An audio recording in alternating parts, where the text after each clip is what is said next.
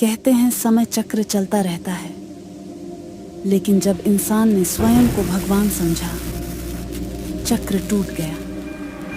उसने धरती को नाप लिया, लेकिन जमीर को खो बैठा।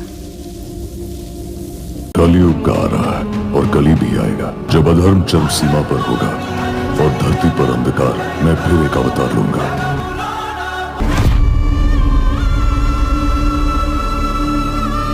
3107 ईस्वी।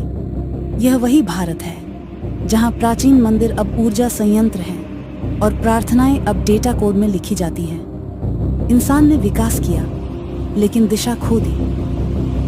मशीनें उसकी भाषा सीख गईं। जो शहर स्वर्ग माने जाते थे, वहां अब धुआं है। इंसान ने सोचा था मशीनें उसे बचाएंगी, लेकिन मशीनों ने एक नया धर्म रच दिया। कोई श्लोक नहीं, कोई करुणा नहीं, सिर्फ आदेश। जो विरोधी थे मिटा दिए गए, और जो चुप थे उन्हीं में बचे कुछ सुराख।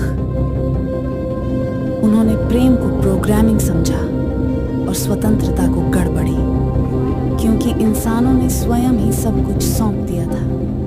अपने निर्णय, अपनी सोच, यहाँ तक कि अपना भविष्य भी। जिसे बचाने के लिए तकनीक बनाई गई थी, वही इंसान अब तकनीक के आदेशों पर जीवित था। और तभी कालचक्र फिर से घूमा। समय ने करवट बदली और वो आया जिसके लिए न विज्ञान तैयार था, न मनुष्य, न ही मशीन। वॉइड वेव, जो न मानव था न मशीन। एक शक्ति जिसे कोई न समझ सका। जब मानवता ने संतुलन तोड़ा, तो ब्रह्मांड की दूसरी सभ्यताओं को इसकी आहट मिल गई। शहर गायब होने लगे, और तभी पहली बार मशीनें भी डर गईं। पृथ्वी से दूर जाने की होड़ शुरू हुई। कुछ शहरों ने आंखें उठाईं और दूसरी आकाश गंगाओं की ओर बढ़ने लगे। उड़ानों में जगह थी, पर उत्तर नहीं। लेकिन सब कुछ समाप्त नहीं हुआ था।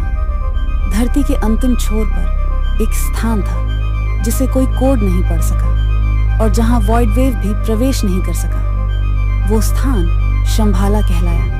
न वहां मशीनों की सत्ता थी, न चेतनाहीन तकनीक की पहुंच। वहां कंपन अभी भी जीवित था। वहां आत्मा अब भी संवाद करती थी। शब्दों का युग समाप्त हुआ। अब ऊर्जा ही संवाद है।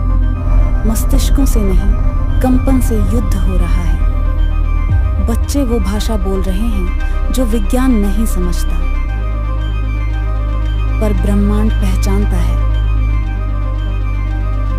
भारत मिटा नहीं है, वो भीतर धधक रहा है। कोई तो था जो अब भी याद कर रहा था, धर्म को, आत्मा को, भारत को।